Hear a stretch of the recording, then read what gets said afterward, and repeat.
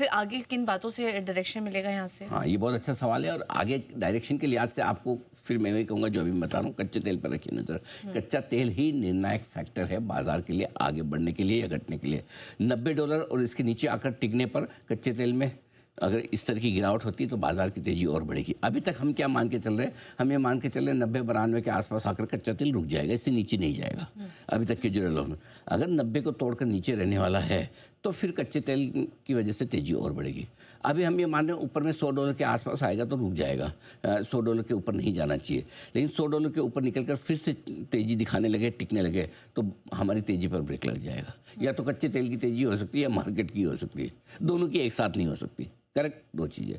तीसरी चीज़ जो है, ये पहला फैक्टर तो आपका कौन सा हो गया, कच्चा तेल का। दूसरा इसी से जुड़ा हुआ है लेकिन इंपॉर्टेंट है, और वो है हॉर्मुज को लेकर।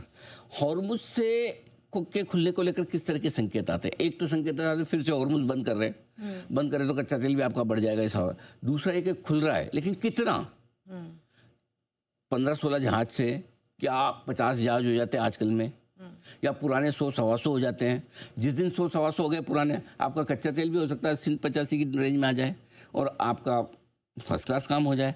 लेकिन अगर ये सब होने के बावजूद ईरान बड़ा सेलेक्टिव है कि मैं किसको जाने दूंगा किसको नहीं जाने दूंगा। बोले अमेरिका ने जो बोला होगा बोला, तो कंट्रोल तो मेरा है इधर, ट्रम्प की चलती नहीं है, हमले भी नहीं कर सकता, सीज फायर है, ये 5 ही निकलेंगे बस यहाँ से, बाकी को नहीं जाने दूंगा। समझ रहे हो, ये पहले मेरे दोस्त निकलेंगे भारत जैसे, तुम लोग लाइन में लगे रहो पीछे वालों जो अमेरिका का सपोर्ट कर रहे थे, ये भी हो सकता है। तो होने में बहुत कुछ चीज़ें हो सकती है। सो आप खाली रखिए हॉर्मुज से कितना आवागमन शुरू हो रहा है, ये दूसरा संकेत है। तीसरा संकेत जो बड़ा इंपॉर्टेंट है और ये जिसे कहते हैं कि शाश्वत सत्य है, यूनिवर्सल ट्रुथ, FIs का एक्शन। ठीक है, FIs का एक्शन है। अब कल की बड़ी तेजी में भी FIs ने बेचाई, कैश में छोटा ही बेचा 2800 करोड़ का, लेकिन बेचाई। FIs खरीद नहीं रहे, अभी भी बेचने के मूड में।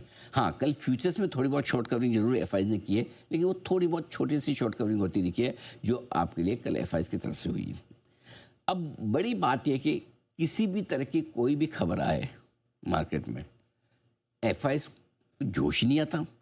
मतलब वो गैंग्स ऑफ वासेपुर की तरह हो गया है, इसका खून कब खोलेगा टाइप, है ना। अब देखो पूजा जी, वो ट्रम्प ने टैरिफ हटा दिया, ठीक है, तब भी जोश नहीं आया। उससे पहले GST कट आ गया, तब भी जोश नहीं आया। तीसरी चीज़, अब युद्ध विराम, युद्ध खत्म होने के संकेत आ गए, तब भी जोश नहीं आएगा। अब पता नहीं इनका खून कब खोलेगा।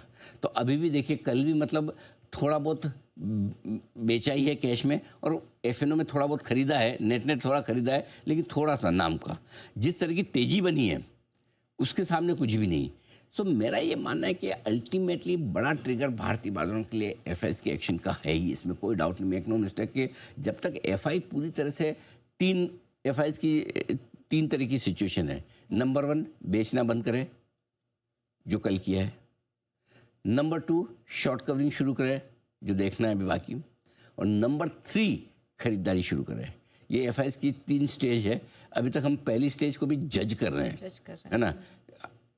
बेचना बंद कैश में नहीं किया है, फ्यूचर्स में थोड़ा सा बेचना बंद किया, हल्की सी शॉर्ट काटी है। सो ये दोनों कॉम्बिनेशन को देखना ज़रूरी है। तो आई थिंक 1-2 दिन और देखते हैं FIs का एक्शन। तो 3 चीज़ें, कच्चा तेल, हॉर्मुज और FIs का एक्शन, ये तीनों बाजार का डायरेक्शन आगे तय करेंगे आपके लिए।